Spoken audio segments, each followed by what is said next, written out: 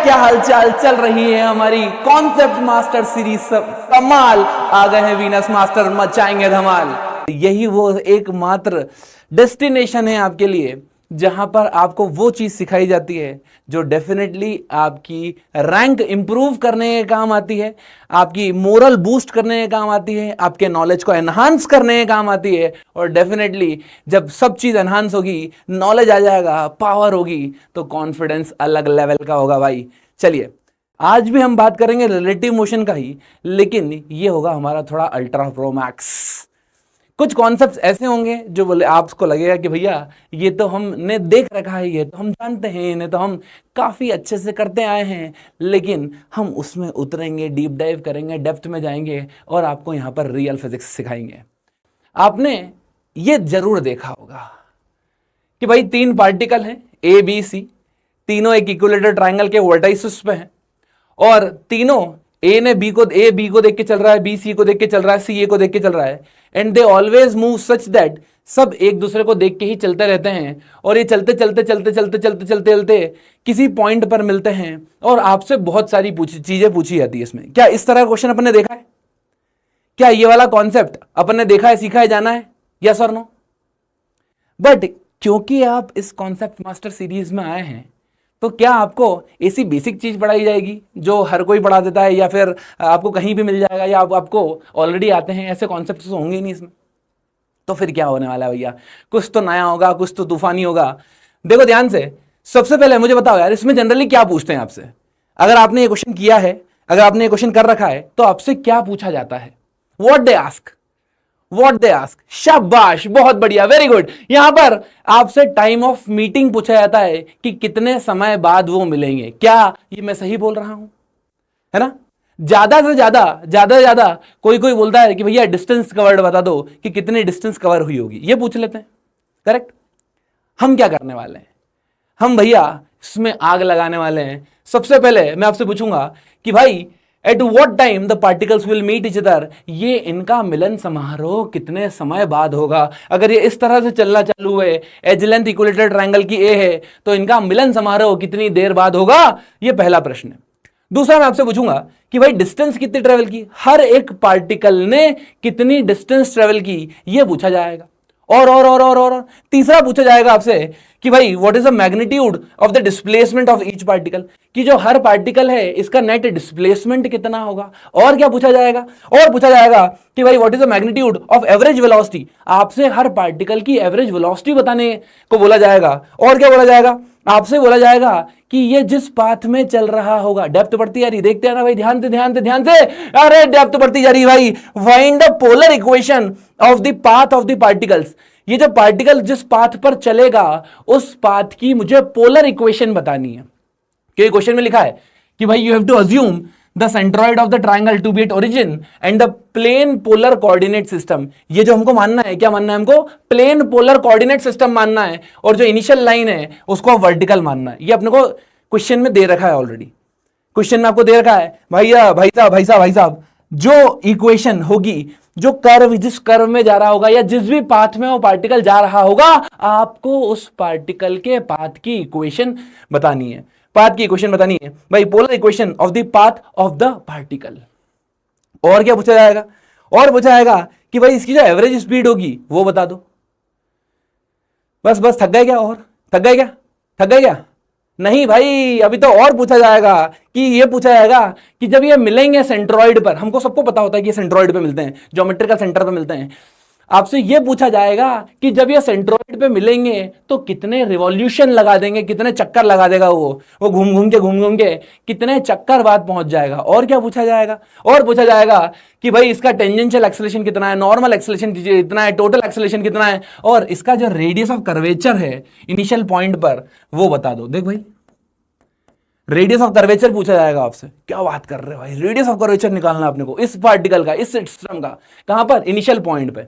और भी पूछा जाएगा, लेकिन उसको रखना पड़ेगा आपको थोड़ा संभाल के, सहेज के। जैसे जैसे सेशन आगे बढ़ेगा, हीट बढ़ेगी, मजा आएगा भाई। ये देख ध्यान से, ये सब चीजें पूछी जा रही है। अगर ये चीजें हमें सब निकालनी है, समझनी है, जाननी है, सोचनी है, तो भाई आपको करना क्या होगा?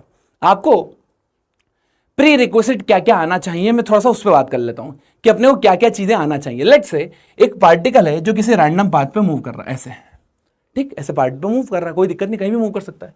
जब ये रैंडम पाथ पे मूव कर रहा है तो हमें पता है जो वेलोसिटी होगी बेसिकली किसी भी पॉइंट पे, वो तो हमेशा टेंजेंशियल टू द पाथ होती है। क्या ये बात सबको पता है? इसमें कुछ नहीं है बताने वाली बात। तो मैं एक लाइन खींच देता हूं ऐसे, इस तरह से, और ये मैं अपना रेफरेंस पॉइंट ले लेता हूं और मैं मान लेता हूं कि यार पार्टिकल क्या कर रहा है, पार्टिकल ऐसे इस पॉइंट पर पहुंचा, फिर धीरे धीरे आगे बढ़ रहा है। अब सोच यार, अगर पार्टिकल ऐसे आगे बढ़ रहा है, इस पाथ पे आगे बढ़ रहा है, तो अगर मैं यहां से ये एक वेक्टर बनाऊं जैसे इस कॉल्ड एज आर वेक्टर, है ना, और इस रेफरेंस लाइन से, इस हॉरिजॉन्टल लाइन से मैं एक एंगल बनाऊं थीटा, करेक्ट, ये मैंने बनाया आर, ये मैंने बनाया थीटा। बेसिकली जैसे जैसे पार्टिकल आगे बढ़ता जाएगा, जैसे जैसे पार्टिकल आगे बढ़ता जाएगा, मेरा आर भी चेंज होता जाएगा और मेरा थीटा भी चेंज होता जाएगा। हो रहा है कि नहीं हो रहा है? आर भी चेंज हो रहा है और थीटा भी चेंज हो रहा है, ठीक बात है, कोई दिक्कत नहीं है। बेसिकली किसी भी पॉइंट को रिप्रेजेंट करने के दो तरीके होते हैं। एक होता है कार्टेशियन कोऑर्डिनेट, जब हम किसी ओरिजिन पे मान के x, y में उस पार्टिकल की पोजीशन लिख देते हैं, और यहां पर हम इस तरह से लिखते हैं इसके कोऑर्डिनेट r, थीटा। इसको बोलते हैं भाई पोलर कोऑर्डिनेट्स। क्या बोलते हैं अपने? Polar coordinates. और जो इक्वेशन पूछी है वो भी पोलर कोऑर्डिनेट्स में ही पूछी है, इसलिए मैं थोड़ा सा आपको प्री रिक्विजिट दे रहा हूं कि आपको पोलर कोऑर्डिनेट्स के बारे में थोड़ा सा ज्ञान मिल जाए, है ना। चलो, बहुत बढ़िया भैया, बहुत शानदार। अब ये जो रेडियल डायरेक्शन है, इसको मैंने क्या बोला है भाई, ये जो डायरेक्शन है इसको मैं बोल देता हूं ये रेडियल डायरेक्शन है, रेडियल डायरेक्शन। और इसके परपेंडिकुलर वाली दिशा को मैं कह रहा हूं टेंजेंशियल डायरेक्शन। ये भाई कैसी हो गई मेरी? Tangential direction. This is my tangential direction. अब हमेशा याद रखना कि पार्टिकल की जो वेलोसिटी होती है ना भाई, वो ऐसा नहीं है कि वो रेडियल डायरेक्शन के अलॉन्ग होगी या टेंजेंशियल डायरेक्शन के अलॉन्ग होगी, वो कहीं भी हो सकती है। और देख यहां पे देखो क्लियर कट दिख रहा है कि जो पार्टिकल की वेलोसिटी है वो यहां कहीं है, पार्टिकल की जो वेलोसिटी है वो यहां कहीं है, और ये जो रेडियल डायरेक्शन और टेंजेंशियल डायरेक्शन है दे आर म्यूचुअली परपेंडिकुलर। और जैसे जैसे पार्टिकल आगे बढ़ेगा आर भी चेंज होगा और थीटा भी चेंज होगा। यस और नो? आर भी चेंज होगा और थीटा भी चेंज होगा। अरे हाँ कि ना बोलो तो सही भाई, ये बात क्लियर है ना। हालांकि आपको बेसिकली पाथ की इक्वेशन और ये सब पोलर कोऑर्डिनेट्स वगैरह की डायरेक्ट इक्वेशंस भी डेराइव की जाती है, बट वही है कि अपन अभी नॉर्मल क्लास में नहीं पढ़ते, अपने को फटाफट फटाफट कम समय में ज्यादा चीजें और क्वालिटी वाली चीजें समझना है, तो अपन एक काम करते हैं। क्या मैं ये बेसिकली ध्यान से देखना, ये मेरे पास वेलोसिटी है, करेक्ट, ये वेलोसिटी है मेरे पास। अब यार ये बात क्लियर है कि ये रेडियल डायरेक्शन है ना। तो अगर एक्स एक्सिस होती तो अपन इसको आई कैप, जे कैप, के कैप इससे रिप्रेजेंट करते हैं। हम क्या करते हैं यहाँ पे, हम यहाँ पे ई आर ले लेते हैं। ये रेडियल डायरेक्शन में यूनिट वेक्टर ले लिया और ये ई थीटा ले लिया, ये मैंने टेंजेंशियल डायरेक्शन में यूनिट वेक्टर ले लिया। कोई दिक्कत तो नहीं है इससे? मेरे हिसाब से इसमें कोई दिक्कत नहीं होगी, ये तो बहुत सिंपल चीज है। अपन ने ई आर और ई थीटा मान लिया। ये क्यों मानना है? क्योंकि मुझे वेक्टर फॉर्मेट में किसी भी चीज को रिप्रेजेंट करना होता है। अब सोचो, मैंने मान लिया कि पार्टिकल, एक मेरा पार्टिकल है जो कि सिर्फ एक्स डायरेक्शन में मूव कर रहा है या फिर जो कि सिर्फ रेडियल डायरेक्शन में मूव कर रहा है, तो क्या मैं लिख दूं जो वेलोसिटी होगी रेडियल डायरेक्शन में, अज्यूम कर ले ऐसा कि पार्टिकल सिर्फ रेडियल डायरेक्शन में मूव कर रहा है, तो क्या वो dr/dt होता? अगर पार्टिकल सिर्फ रेडियल डायरेक्शन में मूव कर रहा होता तो अपन लिखते उसको dr/dt। मैंने मान लिया कि उसका कोई परपेंडिकुलर कंपोनेंट नहीं है, ऐसा अज्यूम कर लो अभी, करेक्ट।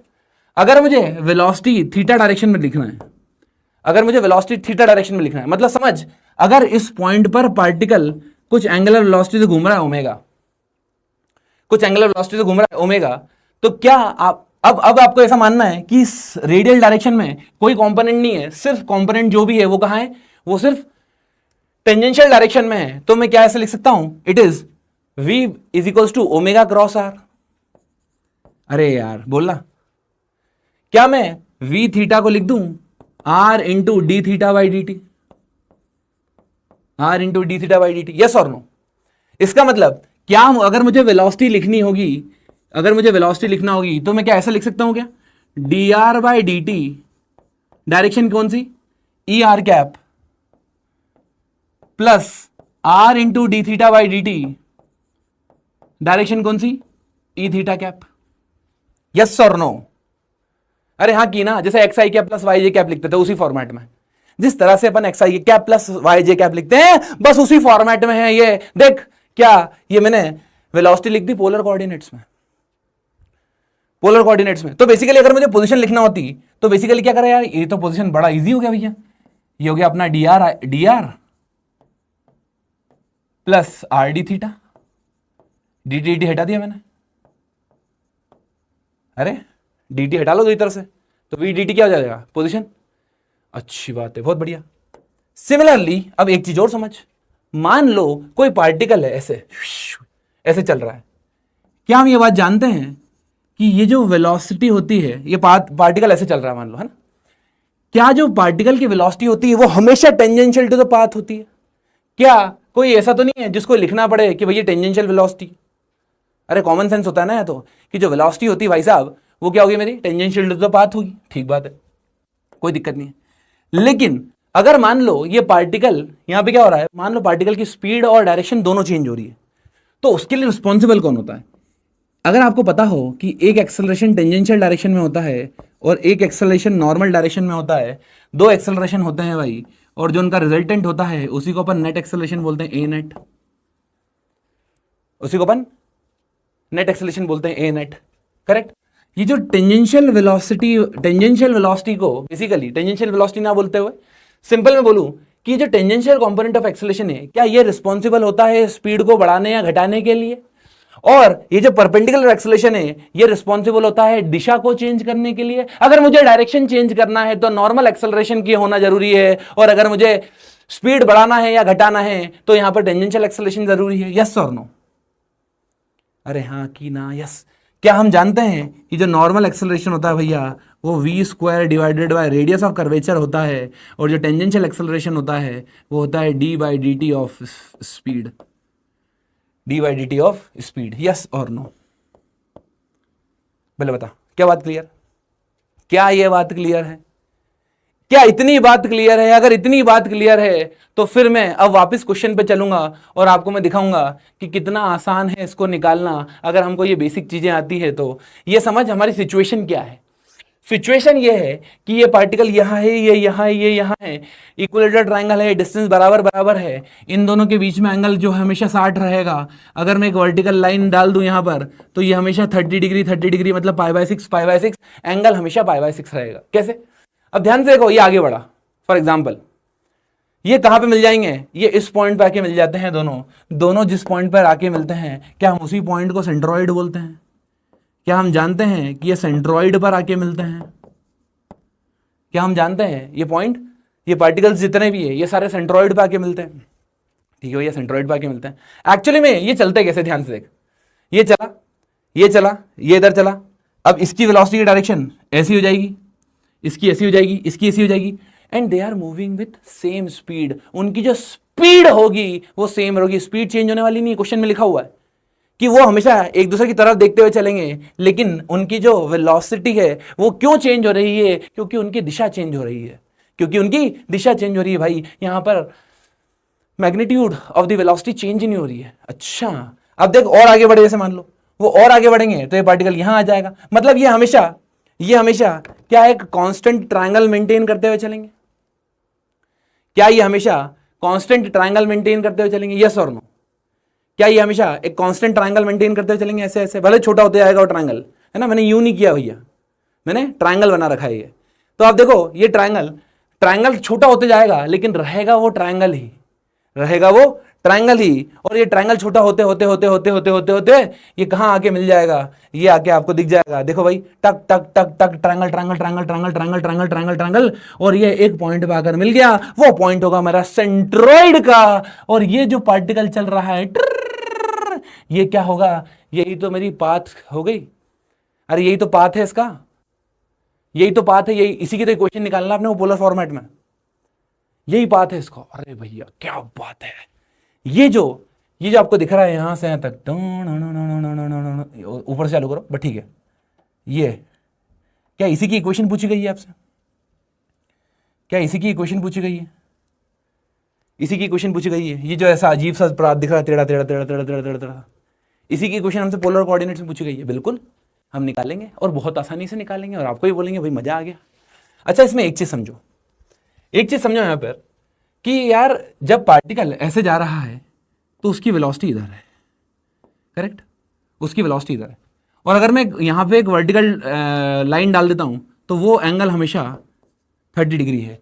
मतलब सेंट्रॉइड से अगर मैं इस पॉइंट पर लाइन डालूंगा तो ये जो एंगल बना रहा है ये हमेशा 30 डिग्री बना रहा है। यस और नो?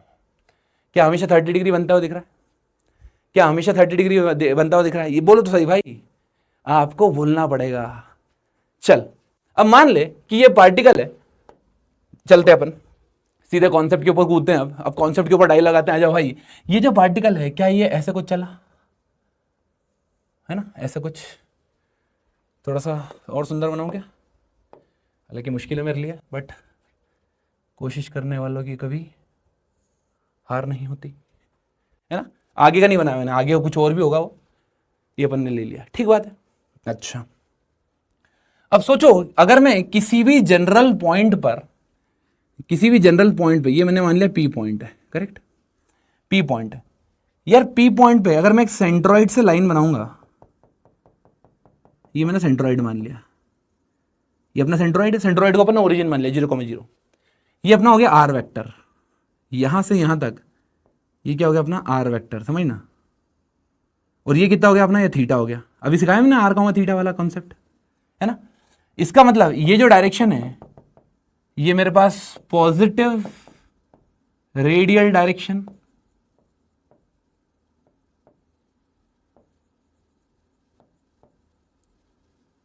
पॉजिटिव रेडियल डायरेक्शन,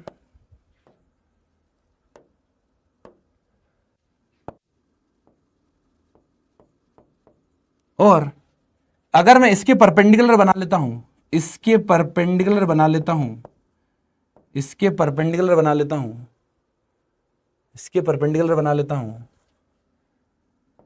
ये ऐसा कुछ बना लिया मैंने, ये क्या हो गई मेरे पास? ये हो गई मेरे पास पॉजिटिव टेंजेंशियल डायरेक्शन।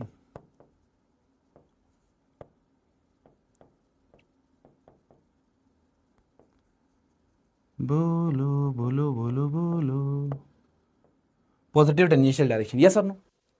अब मुझे बता, पार्टिकल की जो वेलोसिटी होती है क्या वो तो पाथ के अलोंग होती है ना? क्या ये जो वेलोसिटी होगी वो कुछ ऐसी होगी क्या? v। और क्या ये जो एंगल है ये एंगल 30 डिग्री होगा? π/6, करेक्ट जी भैया, 100%, कोई दिक्कत नहीं है इसमें। अब मैं क्या कर रहा हूं, समझना ध्यान से। मैं इस पॉइंट पर एक कंपोनेंट इधर लिख रहा हूं और एक कंपोनेंट इधर लिख रहा हूं। देख ध्यान से, क्या एक कंपोनेंट होगा v cos 30, v cos 30 कितना हुआ? √3/2 v cos 30। ये कहां हुई? ये नेगेटिव रेडियल डायरेक्शन में आई। और एक कंपोनेंट इधर आएगा v sin 30, that is v/2, correct? हाँ भैया, क्या पॉजिटिव रेडियल डायरेक्शन इधर मानी है, ये नेगेटिव रेडियल डायरेक्शन है, तो मैं क्या लिख दूं? जो वेलोसिटी है मेरे पास वो है -v√3/2 ER cap plus v/2 E theta cap. पहले बता, ये इसमें कोई दिक्कत तो नहीं है? इस पॉइंट में कोई समस्या तो नहीं? जल्दी बता दे, क्या ये पॉइंट 100% क्रिस्टल क्लियर है? यस? देखो भैया, ये बात क्लियर है कि थोड़ा सा टफ कॉन्सेप्ट है, तो आपका फोकस जो चाहिए मुझे, कंसंट्रेशन जो चाहिए मुझे, वो 2x चाहिए। यहां पर जितना जनरल लगाते हो, बिल्कुल कमर को सीधा रख के बैठो, आराम से पूरे चैतन्यता के साथ देखो भाई कि क्या चल रहा है यहाँ पर। कहीं भी कुछ कंफ्यूजन हो तो कमेंट बॉक्स में पूछने की कोशिश करो। वैसे मैं कोशिश यही करूंगा कि जितना ज्यादा क्लैरिटी दे पाऊं उस पॉइंट पर, उतना ज्यादा आपको दी जाएगी। टेंशन मत लो बिल्कुल भी। आजा, क्या मैं जनरल इक्वेशन जो लिखता हूं वो ऐसे ही लिखता हूं क्या? It is dr/dt ER plus Rdθ/dt E theta cap. इनको अगर मैं कंपेयर कर दूं, on comparing 1 and 2 you will get, क्या मैं लिख दूं? dr/dt जो है, dr/dt जो है वो मेरे पास -√3v/2 है, और dθ/dt Rdθ/dt जो है वो v/2 है। अगर मैं इक्वेशन नंबर 1 और 2 को उठा के डिवाइड कर दूं, on dividing equation 1 and 2 I will get, ध्यान से देखना, dr/r dθ is equals to v/2 से v/2 कट गया, क्या -√3 बचा? -√3। क्या अगर डी थीटा को उधर ले जाऊं मैं तो ये हो जाएगा मेरे पास dr/r is equals to -√3 d theta. अगर मैं इसको इंटीग्रेट कर दूं तो मेरा काम हो जाएगा। लेकिन ध्यान समझ, वापस वही कहानी कि एक्चुअली में शुरुआत पॉइंट कहां थी। अगर मैं यहां पर वापस इक्विलेटरल ट्रायंगल बनाऊं तो ये वाला पॉइंट मैंने ओरिजिन कंसिडर कर रखा है जो अपना सेंट्रोइड है। क्या ये वाला पॉइंट मेरा इनिशियल पॉइंट था? और क्या आपको ये बात बचपन से पता है कि अगर ये डिस्टेंस, अगर एज लेंथ l है तो यहां से यहां तक की डिस्टेंस l/√3 होती है। इतना बेसिक आपको पता होना चाहिए भाई कि सेंट्रोइड की डिस्टेंस वर्टेक्स से l/√3 होती है। और आप इक्वेशन से भी कैलकुलेट कर सकते हो, कैसे भी कर सकते हो, उसमें कोई दिक्कत वाली बात नहीं है।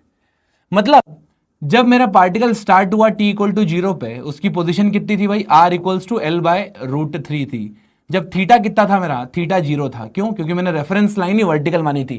क्वेश्चन की जब शुरुआत हुई थी तब मैंने कहा था आपको कि जो रेफरेंस लाइन है वो वर्टिकल मानेंगे। यहां से अपन थीटा एंगल ले रहे हैं, यहां से अपन थीटा एंगल ले रहे हैं। इसका मतलब जब मेरा एंगल 0 था तो मेरे पास r की वैल्यू l/√3 थी, और जब मेरे पास एंगल थीटा हो गया तो मैंने कोऑर्डिनेट मान लिया कुछ r होगी पोजीशन। पोजीशन क्या होगी? r होगी। चलो तो ये हो जाएगा मेरे पास 1/x dx का इंटीग्रेशन क्या होता है? ln x। लिमिट कहां से कहां तक डाली की भाई? l/√3 से लेकर r तक। ये हो जाएगा मेरे पास √3 थीटा 0 से लेकर थीटा तक। सो हो गया मेरे पास log m log upper limit minus lower limit. तो ये हो जाएगा ln l/√3 is equals to √3 theta log m minus log n, log m/n। So r divided by l/√3 equals to, ये माइनस चल ही रहा है, -√3 थीटा। इट मीन्स ये यहां पर अगर मैं एंटी लॉग ले लूं तो कितना हो जाएगा? r is equals to l/√3 e to the power -√3 theta. And this is what I got as answer. यही क्या है मेरी? इसी को बोलते हैं भाई equation of path in polar form. देख आ गया, अरे आ गया भाई, equation of path in polar form.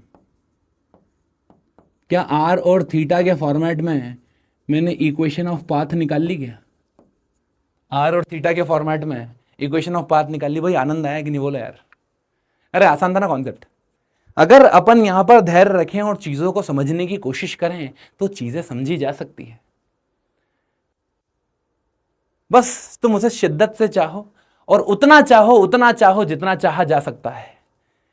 चीजें अपने आप तुम्हारे पास आएगी, सक्सेस अपने आप तुम्हारे कदमों में आएगी। बस लगे रहना है आपको। चलिए भाई, तो मेरे हिसाब से यहां तक की कहानी पूरी क्लियर होगी, इसमें कोई दिक्कत किसी को नहीं होगी। ईमानदारी से बोलना, कोई डाउट तो नहीं है भैया? कोई डाउट तो नहीं है?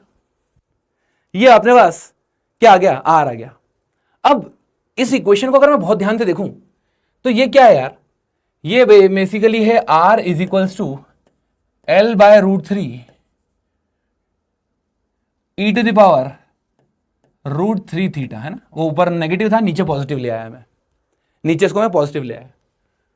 यार पता है ये जो एक्सप्रेशन है ना, अगर इनिशियली r की वैल्यू कितनी थी? l/√3 थी, लेकिन फाइनली r की वैल्यू कितनी हो जाएगी? 0। फाइनली r क्या हो जाएगा? 0 होगा ही, सही ना? ऑब्वियसली बात है यार, वो पास आते आएंगे आते आएंगे आते आएंगे आते आएंगे आते आएंगे आते आएंगे। एक टाइम तो ऐसा आएगा जब वो आगे r 0 हो जाएगा। अभी r 0 कब होगा? देख, जब थीटा मेरा क्या होगा? इन्फिनिटी। r 0 इट मीन्स, एक और आंसर आ गया मेरा। आपसे पूछा था ना कि कितने चक्कर लगाएगा मिलने के पहले? मिलने के पहले इनफाइनाइट चक्कर लग जाएंगे भाई। कितने चक्कर लग जाएंगे? इनफाइनाइट चक्कर लग जाएंगे भाई साहब। और शानदार, इस इक्वेशन से हमने ये निकाल लिया कि जब वो मिलेंगे उसके पहले वो इनफाइनाइट चक्कर लगा चुके होंगे, जब जाके वो मिलेंगे, जब जाके वो मिलेंगे। फुल क्लैरिटी है? ये क्वेश्चन खुद बोल रही है, ये क्वेश्चन खुद बोल रही है भाई। हालांकि लॉजिकली हम फील कर सकते हैं उसको, हमने एनिमेशन देखा उसका कि वो ट्रायंगल छोटा हुआ और वहां आके मिल गया, लेकिन हमने उसको इक्वेशन से भी फील करा दिया कि देख भाई ऐसा होता है। चला और देखते हैं, और देखते हैं। ये इक्वेशन को उठाओ अगर, dr/dt equals to minus v√3/2, ध्यान से देखना, dr/dt इक्वल्स टू माइनस, अगर मैं इस इक्वेशन को उठाऊं dr/dt माइनस √3/2v, ध्यान समझना, करेक्ट।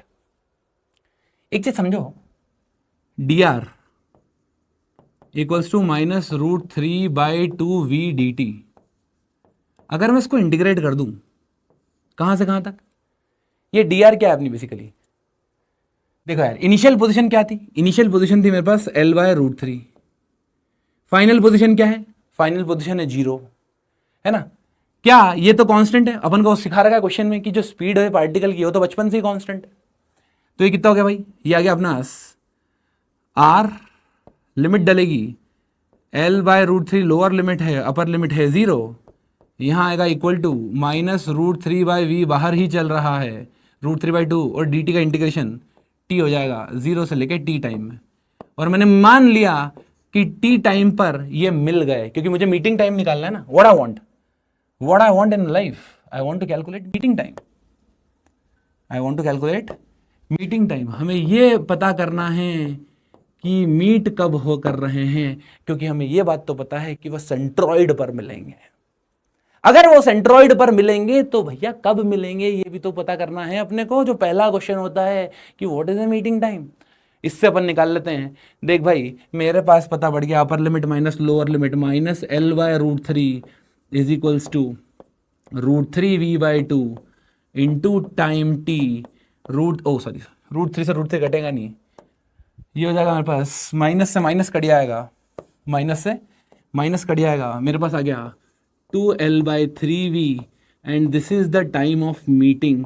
इतने समय बाद वो मिल जाएंगे, इतने समय बाद वो मिल जाएंगे। तेरे पास टाइम ऑफ मीटिंग आ गया भाई, टाइम ऑफ मीटिंग आ गया। ये भी एक इंपॉर्टेंट रिजल्ट है, ये भी एक इंपॉर्टेंट रिजल्ट है टाइम ऑफ मीटिंग निकालने का, टाइम ऑफ मीटिंग निकालने का। और आगे बढ़ते हैं, देखो ध्यान से, हम जानते हैं speed is equal to distance by time होता है। क्या मैं टाइम आ गया मेरे पास 2L/3v और स्पीड मेरे पास कांस्टेंट है, तो क्या distance travelled by each particle before meeting, ये आ गया मेरे पास 2L/3, this is the distance covered by each particle. क्या बात है भैया, एक और आंसर हमने निकाल दिया। अगर हमें डिस्टेंस पता है तो हम एवरेज स्पीड भी निकाल सकते हैं। कोई मुझसे एवरेज स्पीड पूछेगा, that is total distance by total time, तो देख ये तो बड़ा सिंपल सवाल हो गया, total distance by total time कितना, 2L/3v। ऐसा सवाल पूछना ही नहीं चाहिए एग्जामिनर को, क्योंकि क्वेश्चन में ही गिवन है कि जो स्पीड क्या है वो कांस्टेंट है, तो एवरेज स्पीड v आएगी, एवरेज स्पीड v ही आएगी।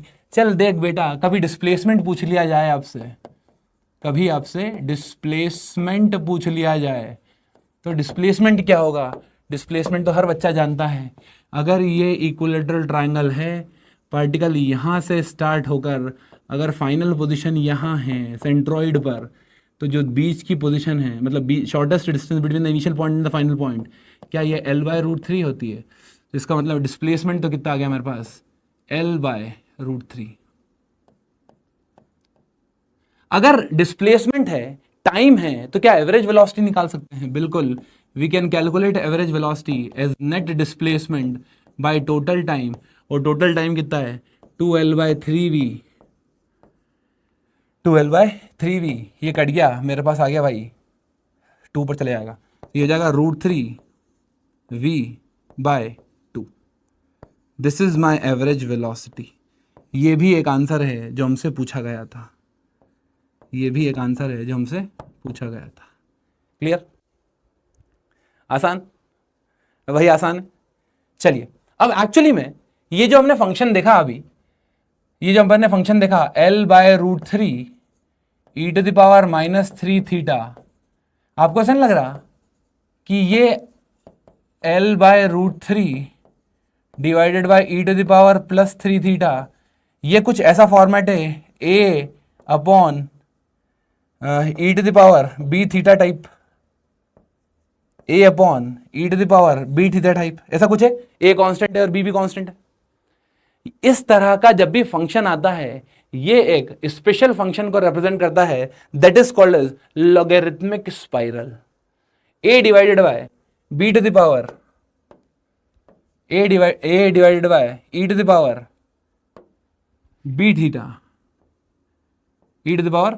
θ, ये इस तरह के जो फंक्शन बनते हैं ये लॉगरिथमिक स्पाइरल होते हैं भाई। आप देखो लॉगरिथमिक स्पाइरल ऐसे ऐसे कम होते जाएगा और पूरा जीरो होने में बेसिकली घूमते ही जाएगा और फिर सेंट्रॉइड पे आके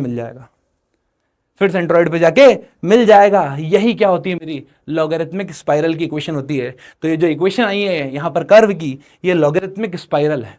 जो मैथ्स का थोड़ा नॉलेज रखते हैं या जिनको मैथ्स में बहुत इंटरेस्ट है, वो डेफिनेटली उन्होंने इस इक्वेशन को कहीं ना कहीं जरूर देखा होगा। क्लियर है बात क्लियर है 100%। चलो, तो मेरे हिसाब से अभी तक अपन ने स्पीड, टाइम, वेलोसिटी इन सब के ऊपर अच्छी खासी मास्टरी कर ली। अब बात आ रही है एक्सेलरेशन और रेडियस ऑफ कर्वेचर की। क्या आप थके तो नहीं? जल्दी बताओ यार मुझे, आप अपनी एनर्जी कमेंट बॉक्स में दिखाओ कि क्या मैं इस सेशन को कंटिन्यू रख के एक्सेलरेशन भी पढ़ा दूं या समाप्ति की घोषणा कर दें। जल्दी बताइए, क्या एक्सेलरेशन भी सीखना है अपने को? एक्सेलरेशन भी सीखना है। देख भाई, ध्यान से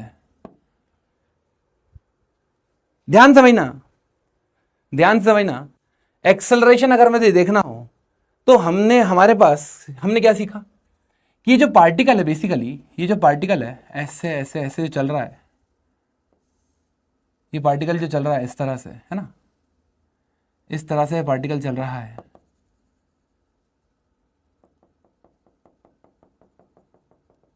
ये मेरी रेडियल डायरेक्शन, ये मेरी टेंजेंशियल डायरेक्शन, इसको मैं अलग कलर से बना देता हूं।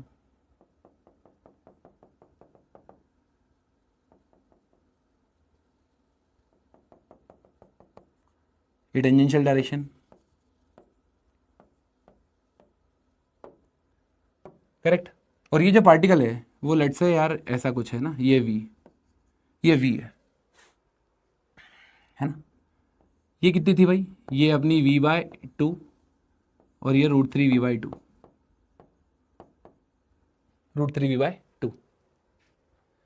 करेक्ट। देखो ध्यान से, पहला इंपॉर्टेंट बात कि यहां पर जो टेंजेंशियल एक्सेलरेशन है वो क्या होना चाहिए? 0 होना चाहिए। क्यों 0 होना चाहिए? क्योंकि पार्टिकल की स्पीड तो चेंज ही नहीं हो रही।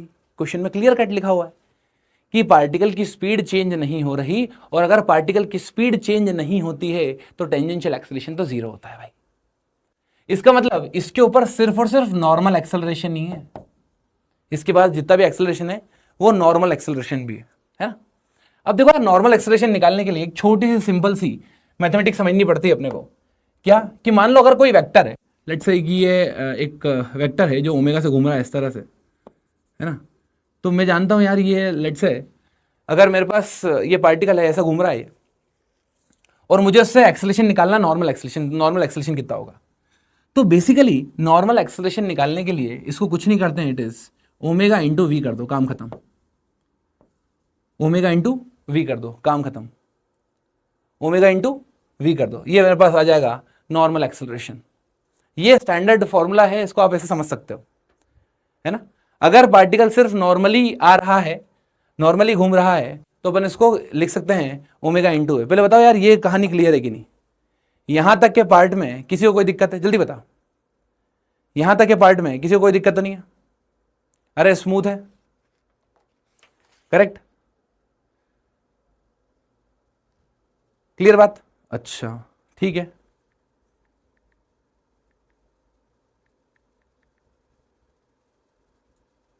ठीक,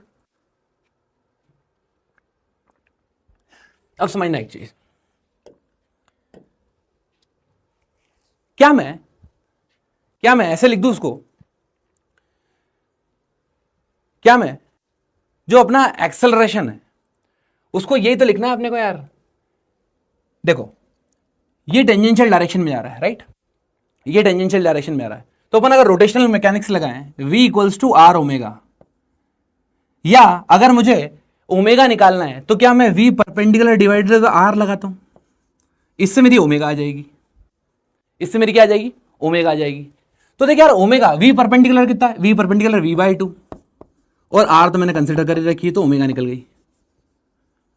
मुझे क्या निकालना है, मुझे तो नॉर्मल एक्सेलरेशन निकालना है, वो कितना हो जाएगा भाई, ओमेगा इंटू वी, तो कितना हो गया ये v/2r इंटू वी, मतलब v²/2r आ गया। जो मेरे पास नॉर्मल एक्सेलरेशन आया है वो आया है v²/2r, v²/2r। चेक कर भाई, क्या यही टोटल एक्सेलरेशन भी है, क्या यही मेरा टोटल एक्सेलरेशन भी है? बात समझ में आ गई? चलिए बहुत बढ़िया। तो मेरे हिसाब से अब हमने सारे कॉन्सेप्ट सीख लिए हैं, इसमें किसी को कोई दिक्कत नहीं आई होगी। टेंजेंशियल एक्सेलरेशन 0 है, ये बात सबको पता है। टोटल एक्सेलरेशन नॉर्मल एक्सेलरेशन के बराबर ही होगा क्योंकि पार्टिकल की स्पीड सेम है और सिर्फ दिशा चेंज होती जा रही है, सिर्फ दिशा चेंज होती जा रही है।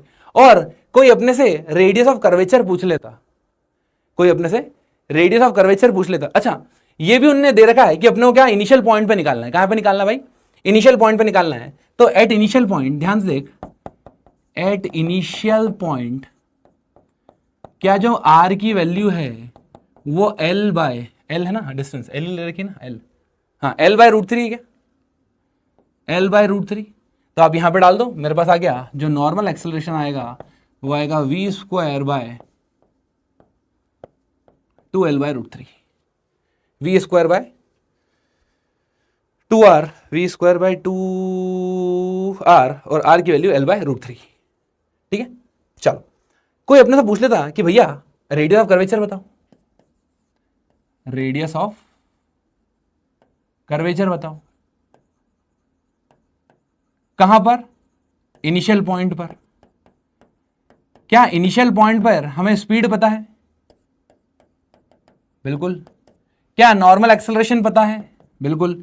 तो रेडियस ऑफ कर्वेचर भी तो पता है फिर आपको, क्या v² divided by acceleration in the perpendicular direction, v² divided by acceleration in the perpendicular direction. और आपको v है परपेंडिकुलर एक्सेलरेशन, हमने यहां से निकाल ही लिया है। मेरे पास जो आंसर आ जाएगा वो आई थिंक 2l/√3 डायरेक्ट आ जाएगा। Is it clear to everybody? भाई साहब क्या ये कॉन्सेप्ट आपको समझ में आया, क्या ये कॉन्सेप्ट आपको पसंद आया? आई होप जितनी एनर्जी जितनी जान मैंने लगाई है इसको सिखाने में, आपने भी सीखने में भी पूरी शिद्दत लगाई है, पूरा कंसंट्रेशन, पूरा फोकस रखा है। और अगर इतना बढ़िया नायाब कॉन्सेप्ट आपने सीख ही लिया है तो क्यों ना एक चीज मुझे कमेंट बॉक्स में जरूर बताई जाए कि अगर ये सेम चीज आपसे पूछी जाती, वो बोलते हैं कि सेम चीज बताओ भाई, नॉर्मल एक्सेलरेशन, टेंजेंशियल एक्सेलरेशन और टोटल एक्सेलरेशन आपसे पूछते हैं, प्लस रेडियस ऑफ कर्वेचर पूछते हैं, कब? जब डिस्टेंस a/2 है। तो क्या आप बता पाते हैं, क्या आप बता पाते हैं? Very good. So thank you so much guys.